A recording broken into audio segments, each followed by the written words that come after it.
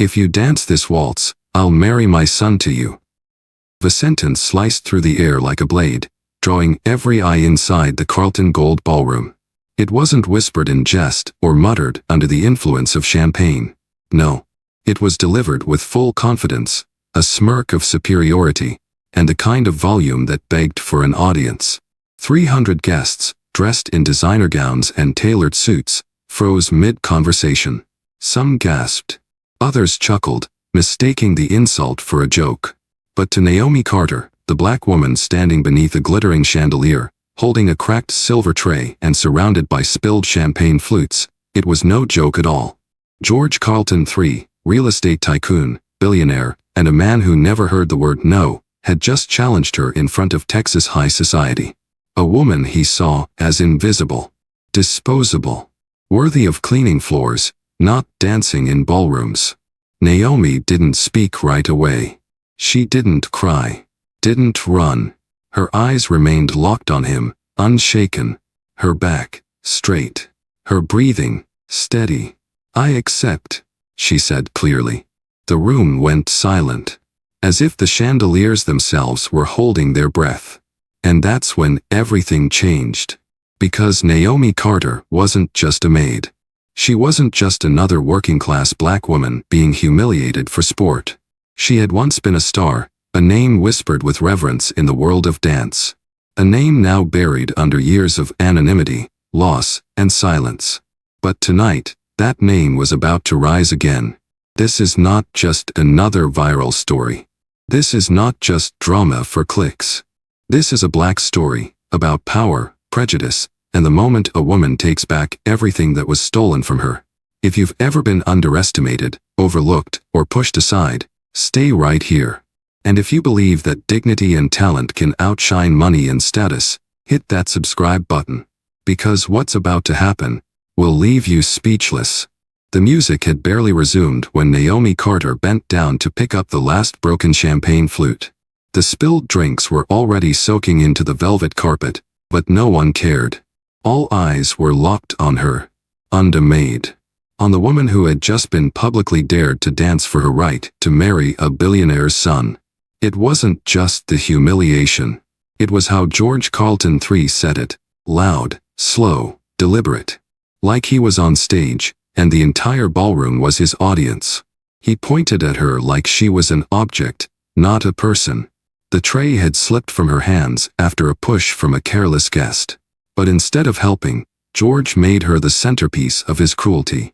"If you dance this waltz, I'll marry my son to you." And there it was. The room erupted. Some laughed, others looked around, unsure whether they were supposed to. A few covered their mouths in fake shock, while secretly enjoying the spectacle. Elliot Carlton, George's son, looked like he wanted to vanish into the floor. His discomfort was obvious, but he said nothing. Naomi stood slowly, wiping her hands on the apron she wore over her black uniform. Her fingers trembled, but her face remained calm. The kind of calm that made people nervous. The kind of calm that said, "Watch closely." "I accept," she said again, louder this time. George blinked, clearly thrown off. "Excuse me?" he asked, still holding his champagne like a mic. "I said, I accept your challenge," Naomi replied, locking eyes with him. "But if I win, I want more than a ring. I want a public apology. Right here. Right now. For the way you spoke to me. For what you assumed because of my job. And because of my skin." The room fell into stunned silence. George let out a theatrical laugh. "Oh, she's got attitude," he said, pretending to be impressed. "Fine. Let's have some fun. My wife will dance first. If you beat her, you get your wish." He smirked as he looked around. "Ladies and gentlemen, prepare yourselves. Tonight, our entertainment is a maid pretending to be a dancer. What could possibly go wrong?" But what George Carlton III didn't know, what no one knew, was that Naomi wasn't pretending. Not even a little. And this maid was about to make history.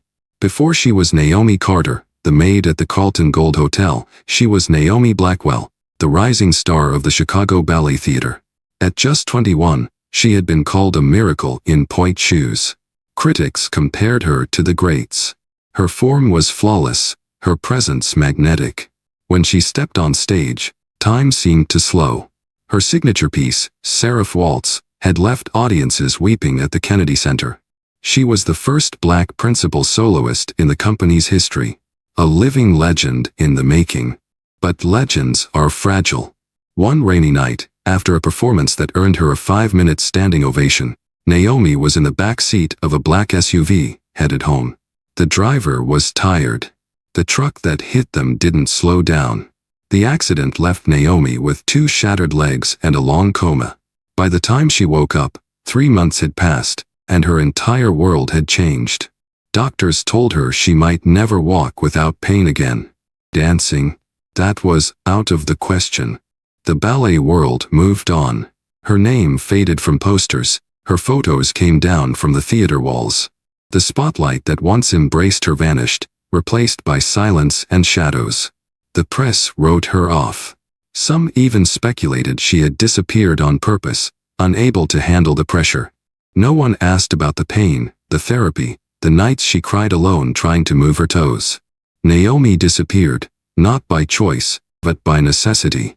She moved to Dallas for a fresh start, changed her last name to Carter, and began rebuilding her life away from the stage.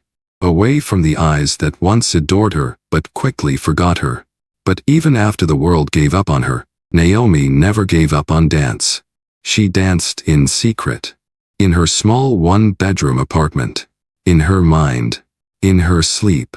Every movement was slow, painful, sometimes impossible.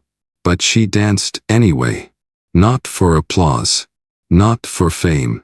For survival. And now, as she stood in front of a crowd that saw only a maid with a mop, they had no idea who they were watching. No idea that the woman in front of them had once flown across stages that most dancers only dream about. But they were about to find out. The Carlton Gold Hotel was more than just a building. It was a brand. A symbol. A monument to money, luxury, and legacy. Every chandelier sparkled with imported crystals. Every square foot of carpet had been hand-woven in Italy.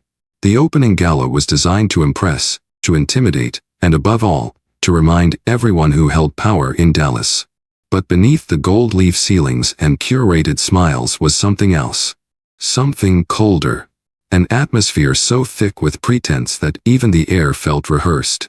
Naomi stood near the edge of the room, now the center of attention in a place that had never seen her as anything more than background noise. Around her, women in dresses worth more than her annual earnings whispered behind manicured hands. Men sipped $10,000 whiskey while glancing sideways, amused by the so-called entertainment unfolding before them. Madison Carlton, George's wife, was already center stage, soaking up the spotlight. She had changed into a floor-length silver gown, covered in sequins that caught the light like broken glass. With a dramatic flick of her wrist, she announced, "Let's show them how a real woman dances." Madison wasn't a professional. She had never performed on a major stage. But in her social circles, she was revered as a ballroom queen. Not because of her skill, but because she could afford the best instructors and the most expensive shoes. She had trophies, yes, but they came from country club competitions judged by her friends. To the guests at Carlton Gold, that was enough. Elliot Carlton leaned against a marble column, arms crossed, visibly uncomfortable. He kept glancing toward Naomi. Unlike the others, he wasn't laughing. There was something in his eyes. Conflict, maybe even guilt. It wasn't the first time he had watched his father turn people into punchlines. But this time felt different. Meaner. And Naomi? She didn't flinch. She stood like stone, her posture regal, her face unreadable. Inside, her heart pounded. But on the outside, she was ice. Because she knew something they didn't. She knew that performance wasn't about gowns or glitter or gossip. It was about presence. About truth. About telling a story through every muscle, every breath, every beat of the music. And soon, the Carlton Gold Ballroom would hear a story they'd never forget. Not with words, but with movement. And for the first time that night, someone was about to show them what real elegance looked like. George Carlton III wasn't done. He had made his point, embarrassed a woman he considered beneath him, and soaked up the attention like a man addicted to his own ego. But that wasn't enough for him. No, George wanted more. He wanted a show. He wanted blood. "Let's make this official," he said, raising his glass once again like a self-appointed ringmaster. "If she can dance better than my wife, I'll honor the marriage deal. But if she fails, and she will, she cleans this entire ballroom on her knees. Tonight. In front of all of us." Laughter exploded. Not everyone joined in. A few faces tightened, and whispers began moving through the crowd like a slow current. But no one spoke up. Not yet. George wasn't finished. "And just to make it interesting," he added, grinning with all the cruelty of a man who'd never been told no, "I'll pay out $1,000 to anyone brave, or foolish, enough to bet on her. Madison's odds are 5-1. The room buzzed as guests began pulling out their phones, checking balances, and waving down servers to place their bets like it was a horse race, not a human being being mocked in real time. Elliot Carlton, still watching from the sidelines, looked like he wanted to disappear. He stepped forward slightly, lips parting, as if he might say something, but then George turned and locked eyes with him. That was all it took. Elliot stepped back. Naomi didn't move. Not even a twitch. Her silence was a wall George couldn't break. Her stillness was louder than the applause Madison received just for walking back onto the dance floor. "Are you scared yet?" George asked Naomi, smug as ever. She met his gaze, steady and calm. "No," she said. "Are you?" That answer, delivered without a hint of fear, cut deeper than any insult. Because deep down, George Carlton III knew, somewhere beneath the layers of wealth and arrogance, that he had just dared someone who had nothing to lose. And people with nothing to lose are the ones who tend to change everything. The music hadn't started yet, but the stage was set. And George didn't even realize the real show was about to begin. While the crowd murmured, laughed, and exchanged bets, one man stood silently in the shadows near the back of the ballroom. His name was Raymond Ellis, 62 years old, head of security at Carlton Gold. Most people barely noticed him. Just another uniform. Another invisible worker in a room full of people who thought money made them important. But Raymond saw everything. And when Naomi Carter stood tall, refusing to flinch in the face of humiliation, something stirred in him. A memory. A name. He stepped closer, keeping his posture discreet, his face unreadable.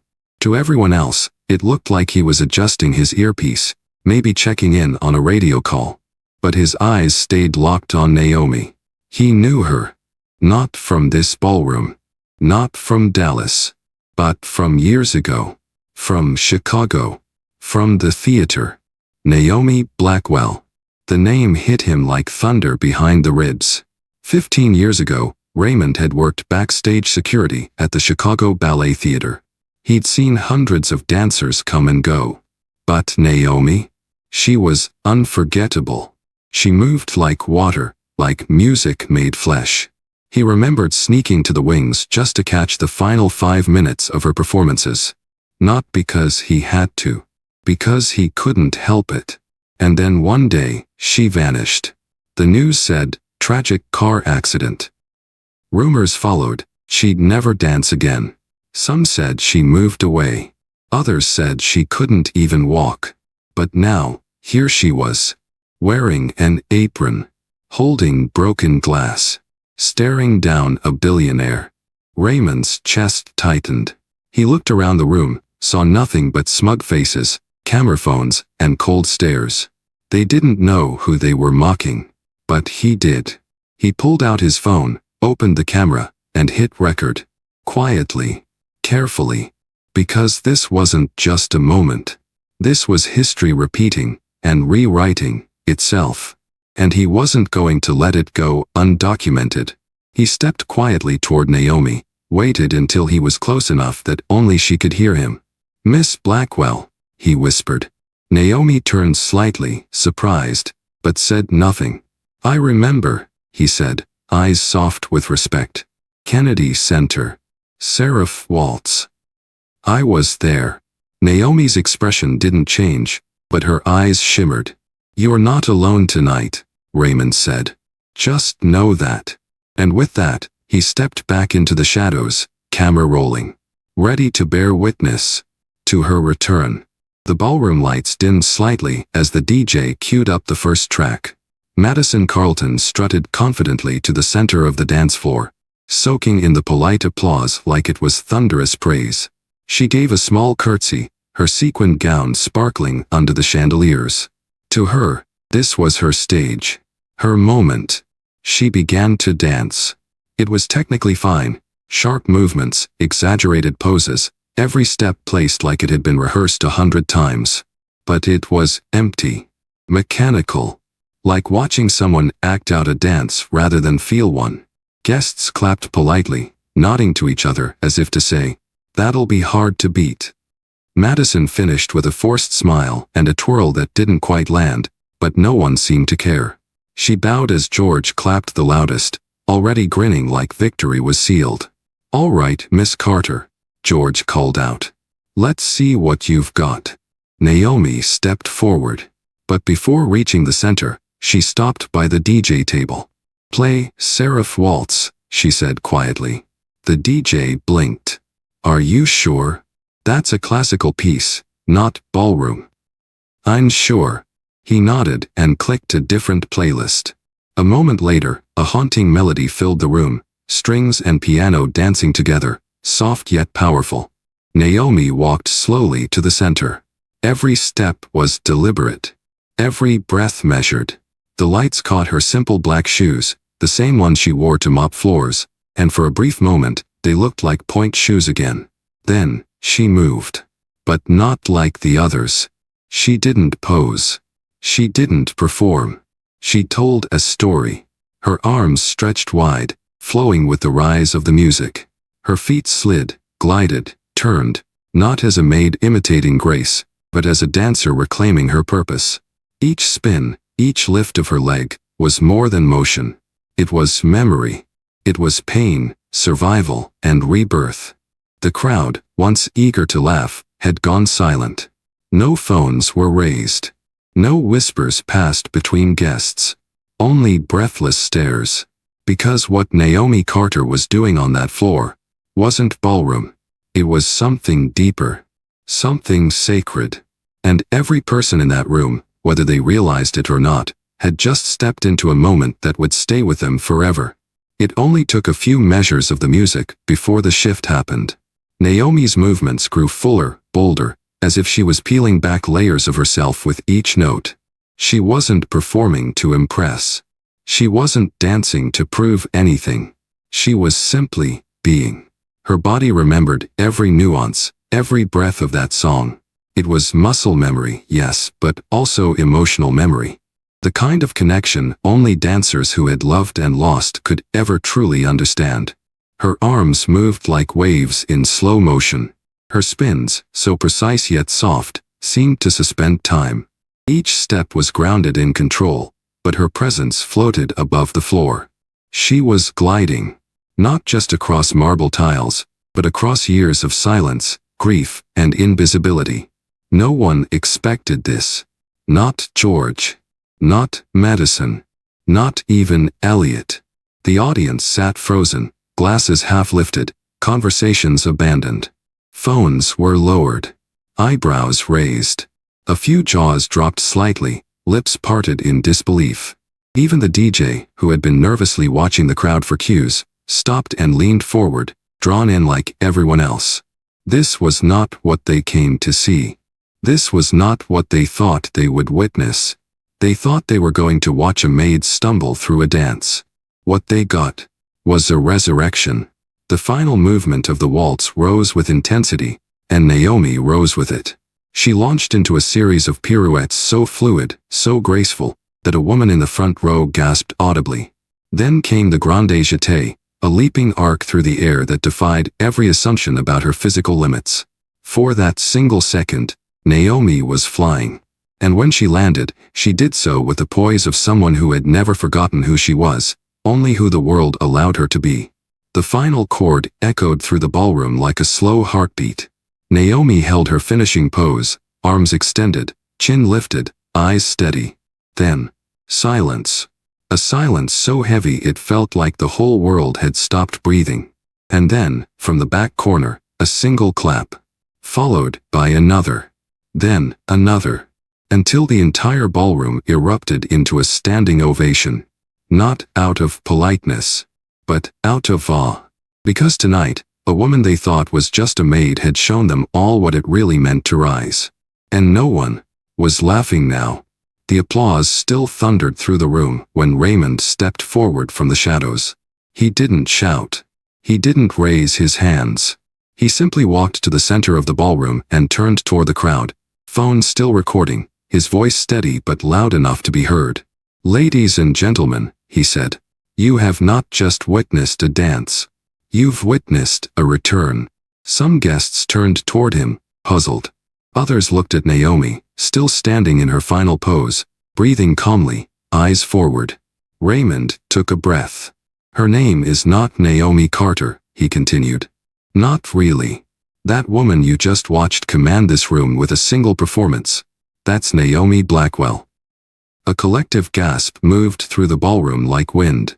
A few people blinked, stunned. Others froze mid-clap. Naomi didn't move. She stood tall, letting the words land. But in the crowd, a ripple began. A woman in a navy dress whispered to her husband, "Naomi Blackwell? From Chicago Ballet." A man near the bar squinted, then nodded slowly. "I saw her at Lincoln Center years ago." "Oh my God."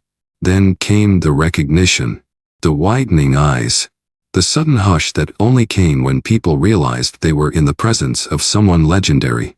A curator from the Dallas Museum of Arts pulled out his phone, searched the name, and found it. Archived reviews, newspaper clippings, photos of Naomi Midair, in point shoes, radiating excellence. "She's not just a dancer," someone murmured. She was the dancer. George Carlton, who had been frozen like a statue, finally blinked. "No," he said under his breath. "That's impossible." But it wasn't. Because legends don't disappear. They wait. And Naomi had waited long enough. She stepped forward now, her voice calm, her presence even larger than before. "The rumors of my end," she said, "were exaggerated. Convenient, perhaps. But not true." A few chuckles from the crowd. Nervous ones. Respectful ones. George's face turned pale. Madison looked like she'd swallowed ice. And Elliot. He stepped closer to Naomi, finally seeing the full truth, not just about her, but about everything. Because the maid in his father's ballroom was never just a maid. She was greatness, wearing humility like armor. And now, the mask had come off. The truth was no longer a secret. It was standing in the middle of the ballroom, breathing calmly, surrounded by applause that now felt less like celebration and more like a collective confession. The crowd had judged her, laughed at her, bet against her. But now, every guest in that room knew they hadn't just misjudged a maid. They had underestimated a legend. George Carlton III was visibly shaken. His face, normally so smug, was now tight with confusion and fear. This wasn't the outcome he had scripted. This wasn't the public shaming he had intended. And yet, here he stood, completely exposed, undone by the very woman he had tried to humiliate. Naomi turned to him. "Mr. Carlton," she said, voice even, measured, clear enough to carry across the silent ballroom. "You made a deal. In front of everyone. You challenged me publicly, and I accepted. I danced better than your wife, and this entire room knows it." She paused, letting the weight of those words settle.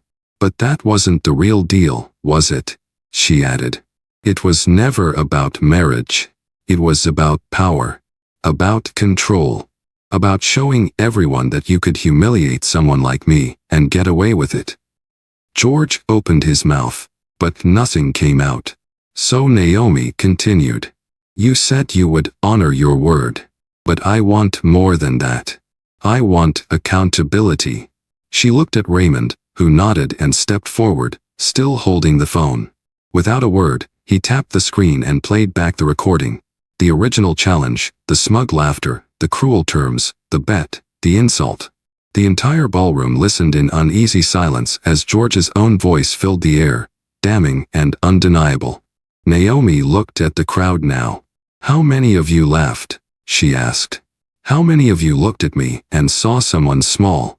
Someone unworthy? Someone you could ignore?" There was no response. Just stillness. Just shame. "Tonight," Naomi said, stepping forward, "was never about revenge. It was about the truth. The truth about who we are, when we think no one's watching." And with that, she stepped back, quiet once again. But in that silence, a storm had begun. And this time, it wasn't Naomi who needed to explain herself. It was everyone else. George Carlton III stood frozen, eyes darting from face to face in the crowd that once adored him. The same crowd now watched him with tight lips, crossed arms, and quiet judgment. His power had always come from control, from making people fear his voice, his money, his name. But tonight, that power was slipping. And everyone could see it. "You're all letting her manipulate this," he said suddenly, his voice louder than it needed to be. "She's playing you." No one responded. George's voice cracked as he turned to Naomi. "You think one dance makes you better than this family? Then everything I've built." Naomi didn't flinch. "I don't need to be better than your family," she said. "But I am better than your hatred." The room held its breath again. Elliot finally stepped forward, his voice calm but steady. "Dad," he said. "Stop." George looked at him, startled. "What did you just say?" "I said stop," Elliot repeated. "You lost. Not just the bet. You lost the room.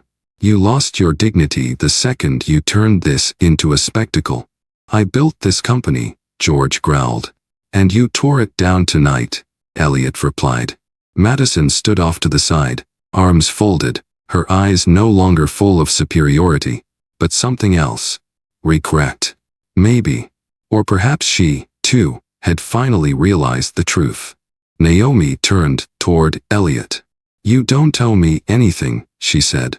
"But what you do next will show the world who you really are."